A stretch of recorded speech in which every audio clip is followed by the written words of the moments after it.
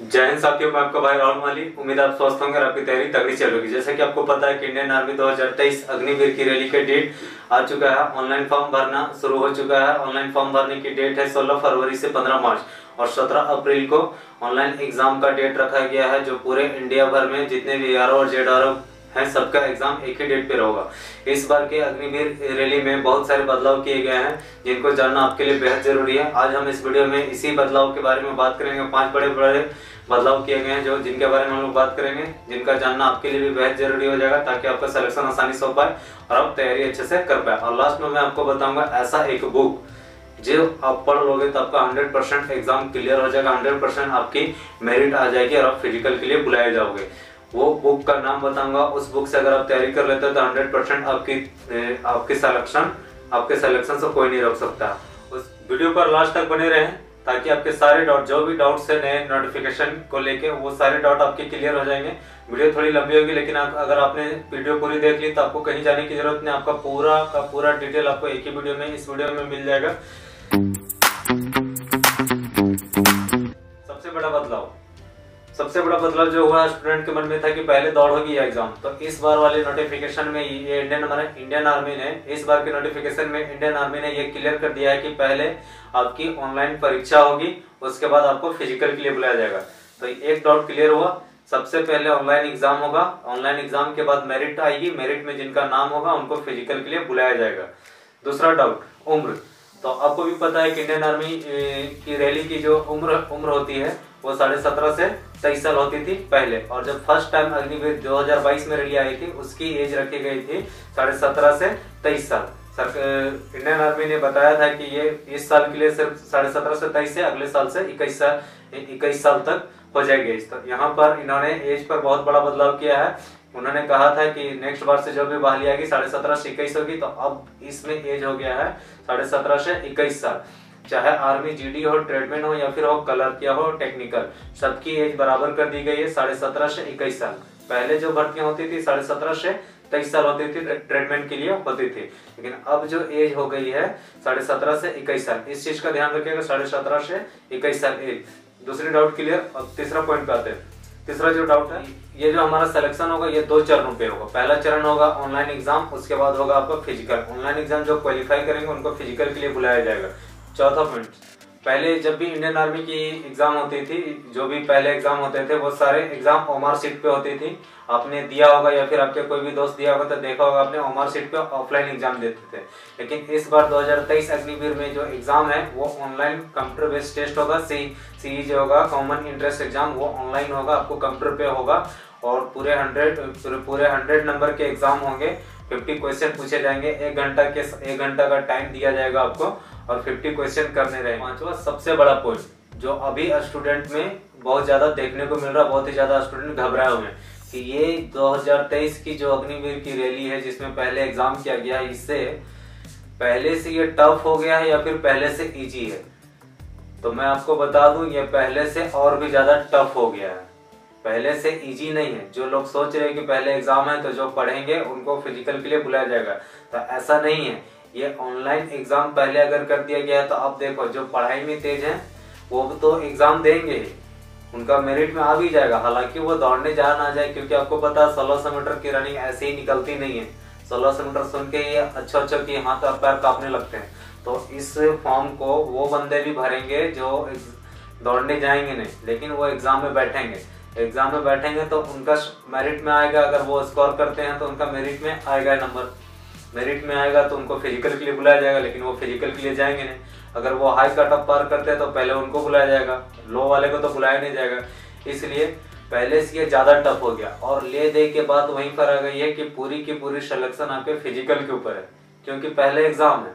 अगर एग्जाम में आप 80% 70% करते हैं तो आपका फिजिकल में भी नंबर सिस्टम है, आपको मालूम होना चाहिए। 100 अगर आप एक्सलेंट करते हैं फिजिकल में तो आपको 100 नंबर मिलेगा, और गुड करते हैं तो आपको अगर आप गुड मारते हैं तो आपको 48 नंबर मिलेगा। और भी ज्यादा टफ हो गया, क्योंकि आपको पता है कि इंडियन आर्मी में फिजिकल में नंबर होता है, फिजिकल में भी नंबर मिलता है। रेस अगर रनिंग में आपको 60 नंबर रनिंग में मिलेगा और 40 नंबर बीम का होता है। तो अगर एग्जाम आप पहले दे रहे हो, अगर आपका कम स्कोर है और आपका मेरिट में आ भी गया है, तो आपको फिजिकल ऐसा है कि फिजिकल आपका मेरिट बना सकता है, क्योंकि फिजिकल में भी नंबर सिस्टम है।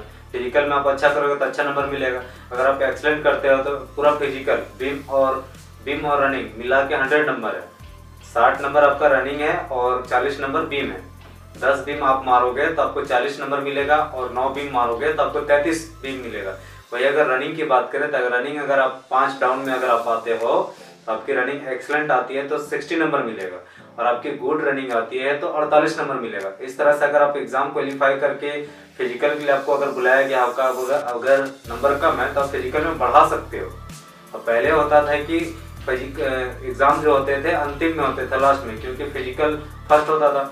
फिजिकल में जितना हम किए लास्ट में एग्जाम होता था तो उसमें सब कोई जी जान लगा देता था कि नहीं चलो अब तो लास्ट स्टेप एग्जाम ही बचा हुआ तो एग्जाम में अच्छा करेंगे, तो लास्ट में जुड़ के बन जाता था। लेकिन यहाँ पहले एग्जाम हो गया, अगर एग्जाम में आपका अगर कम आता है मार्क्स, बाई चांस अगर आप पास भी हो जाते हो बॉर्डर लाइन पे, तो फिजिकल आपका हेल्प करेगा, क्योंकि फिजिकल में भी नंबर सिस्टम है। इसलिए ये मत सोचो कि मेरा एग्जाम कर दिया है तो रनिंग इजी होगा। इजी कहीं से भी नहीं होगा। आप सोच के देखो, जो एग्जाम पास करेगा रनिंग के लिए तो उसी को बुलाया जाएगा। सिर्फ कम होगी तो वो सिर्फ बैचेस कम होगी, क्योंकि आपको पता है कि इंडियन आर्मी में एक बैच में लगभग 200 से 250 लड़के दौड़ते हैं। तो वो तो 200 से 250 लड़के दौड़ेंगे, वो उस समय भी दौड़ते हैं, इस समय भी दौड़ते हैं, क्योंकि वो बैच कम होने वाला नहीं है। 250 का जो गिनती है एक बैच में वो होगा, भले टोटल बैच जो बनता है 10-12 बैच वो कम हो जाए, लेकिन भीड़ तो यहाँ कम होने वाला है नहीं। 250 के बीच में ही आपको रनिंग करनी है, तो कहीं से भी कंपटीशन कम नहीं हुआ, कंपटीशन और ज्यादा टफ हो गया। क्योंकि जो पढ़ने वाले बच्चे हैं जो एग्जाम में बैठेंगे लेकिन फिजिकल देने नहीं जाएंगे, उनका एग्जाम क्लियर भी हो जाएगा, अच्छा मार्क्स भी आ जाएगा, लेकिन फिजिकल देने नहीं आएंगे। क्योंकि आपको पता है 1600 मीटर का रनिंग ऐसे ही निकलता नहीं है। सालों से लड़के लगे हुए थे, सालों से मेहनत करते हैं, पसीना बहाते हैं, खून बहाते हैं, कितने हड्डियां टूटती हैं, कितने पैर में मोच आते हैं, तब जाके एक रनिंग बनती है। तो वैसे में हम जैसे लड़के जो फिजिकल में मेहनत करते हैं उनके लिए बहुत ज्यादा टफ हो गया, लेकिन घबराने का जरूरत नहीं है। मैंने आपको जैसा बताया था कि लास्ट में मैं एक किताब का नाम बताऊंगा, अगर आप उस बुक से तैयारी करते हो तो 100% आपकी एग्जाम निकलेगी, आपका सिलेक्शन 100% होगा। अभी भी आपके पास 2.5 महीने का समय है। अगर आज से अभी से इसी वक्त से आप लगते हो तो आपकी सिलेक्शन पक्की होगी। जो मैं बुक बताऊंगा, जिस तरीके से पढ़ाई में बताऊंगा, उस तरीके से अगर आप कर लोगे, या फिर अपने दोस्त से पूछना जो इस बार के रिजल्ट में जिनका ज्वाइनिंग हुआ उनसे पूछना इस टाइप का क्वेश्चन आता है क्या, उस टाइप का क्वेश्चन आता है क्या, मैंने यूट्यूब में देखा था। अगर वो बंदा बोल दिया कि नहीं आता तो फिर मेरा नाम बदल देना। क्वेश्चन हूबहू वैसे ही आएंगे जो मैं बताऊंगा। जिस बुक के बारे में मैं बताऊंगा उस बुक को पढ़ लोगे तो आपका 100% एग्जाम निकलेगा। अभी भी 2.5 महीने आपके पास टाइम है, तो नेगेटिव थॉट को एकदम दूर कर दो और एकदम फोकस कर दो एग्जाम के ऊपर। आपको एग्जाम के साथ साथ रनिंग पे भी ध्यान देना पड़ेगा, क्योंकि एग्जाम के जस्ट तुरंत बाद 1.5 से 2 महीने के समय मिलेगा, तुरंत बाद रनिंग हो जाएगी। क्योंकि रनिंग 1.5 से 2 महीने में 1600 मीटर की रनिंग की वही टाइम है जो पहले टाइम रहती थी, वही टाइम है। ऐसा तो नोटिफिकेशन में दिया गया है 5:45, लेकिन 5:45 आपको भी पता है नहीं मिलता है। खासकर रांची एरो की बात करें तो रांची एरो क्या पूरे इंडिया की एरो की बात करें तो वो उतना टाइम नहीं देते हैं। उनको जरूरत से एक बैच में 20 से 25 बंदे आ गए तो बहुत है, उतने में रस्सी खिंचा जाता है। इसलिए आपको रिटेन के साथ साथ रनिंग की भी तैयारी करनी पड़ेगी, फिजिकल की भी तैयारी करनी पड़ेगी, क्योंकि और भी ज्यादा ये टफ हो गया है। इसलिए अभी आपके पास 2.5 महीने का समय है, 2.5 महीने में अच्छी तैयारी हो जाएगी। अब टेंशन ना लो, मैं जो बुक बताऊंगा उससे आप तैयारी करना। परीक्षा में किस तरह से क्वेश्चन पूछे जाते हैं, किस बुक से आते हैं, इंपॉर्टेंट पॉइंट है, इस चीज को लिख लो। अगर आपको इस बुक से अगर आपने पढ़ लिया तो आपका रिटर्न 100% क्लियर होगा और आपका सिलेक्शन भी होगा। बात करते हैं परीक्षा का पैटर्न। परीक्षा का पैटर्न ऐसा है, 15 टोटल 50 क्वेश्चन आएंगे, 2 नंबर के क्वेश्चन रहेंगे, 2 नंबर के एक क्वेश्चन रहेंगे, 50 क्वेश्चन पूछे जाएंगे। समय रहेगा आपका 1 घंटे का और टोटल टाइम 1 घंटे का रहेगा। और इसमें नेगेटिव मार्किंग है 25%, जैसा कि नोटिफिकेशन में लिखा हुआ 25% नेगेटिव मार्क कटेगा और हर करेक्ट आंसर का 100% मार्क्स मिलेगा और अनअटेम्प्ट क्वेश्चन का मार्क्स नहीं जोड़ा जाएगा। जो आप टच नहीं करेगा उसका मार्क्स नहीं जुड़ेगा। 25% आपका नेगेटिव मार्किंग है, यानी 4 क्वेश्चन पर 1 नंबर कटेगा आपका। अगर 4 क्वेश्चन आप गलत करते हो तो 1 क्वेश्चन आपका कटेगा, 1 नंबर कटेगा आपका, 1 नंबर कटेगा आपका।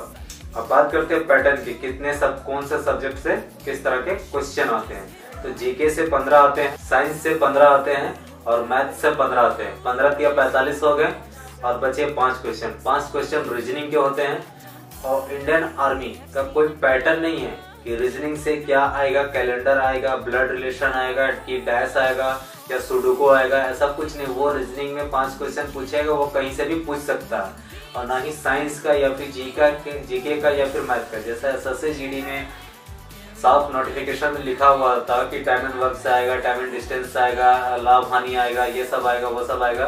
तो इंडियन आर्मी में कहीं भी जिक्र नहीं होता है कि इस तरह के क्वेश्चन आएंगे, इस चैप्टर से आएंगे।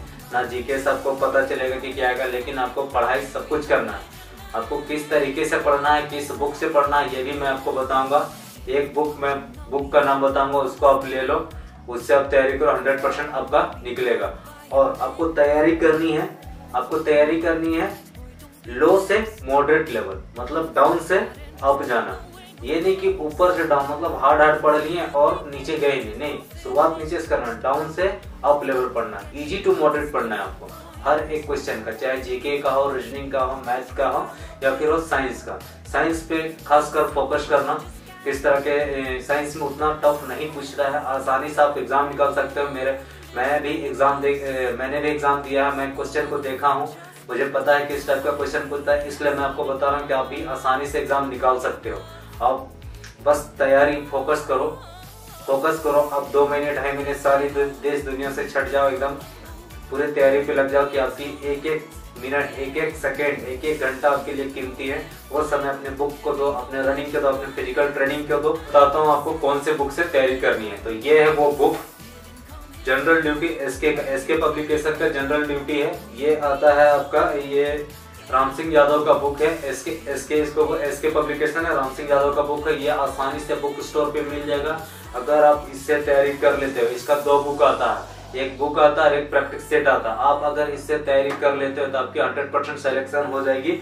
ये बुक इतना इम्पोर्टेंट है कि आपको इसी से क्वेश्चन आते हैं, हूबहू इससे क्वेश्चन मिल जाते हैं। आपको तैयारी इस बुक से करनी है। ये बुक आसानी से आपको बुक स्टोर में उपलब्ध हो जाएगा और आप आसानी से एग्जाम निकल पाओगे। ये तो हो गया एसके का जो जनरल ड्यूटी अग्निवीर। ये जनरल ड्यूटी अग्निवीर का आप लेना बुक, इससे आप तैयारी करना, 100% आप निकलेगा। इसके बाद एक लूसेंट का बुक पढ़ना, उसके बाद स्पीडी रेलवे का बुक पढ़ना, जीके और साइंस के लिए स्पीडी रेलवे का, और ये पढ़ना आप लूसेंट। 3 बुक मैंने बताया, स्पीडी, लूसेंट और राम सिंह यादव का ये वाला book, general duty Indian army का अग्निवीर का। अभी आपको किताब ये अवेलेबल हो जाएगा दुकान में, तो आप जल्दी जाओ और इस बुक को खरीदो और अपना सिलेक्शन को पाओ। आपकी एक मिनट, एक घंटा, एक सेकंड आपके लिए कीमती है। जल्दी से आप इस बुक से तैयारी करो, आपका सिलेक्शन 100% होगा। इसके बाद भी अगर कोई डाउट होता है तो मुझे आप मैसेज कर सकते हो, मुझे आप कमेंट कर सकते हैं, इंस्टाग्राम पे फॉलो कर सकते हैं। इंस्टाग्राम का लिंक मैं डिस्क्रिप्शन में दे दूंगा। अगर आप मेरे चैनल पे नए हो और मेरी वीडियो अच्छी लगती हो तो आप मेरे चैनल को सब्सक्राइब करो, लाइक करो, शेयर करो और बेल आइकन को दबाओ ताकि आपको नई अपडेट मिलते रहे। तब तक के लिए जय हिंद, बेस्ट ऑफ लक।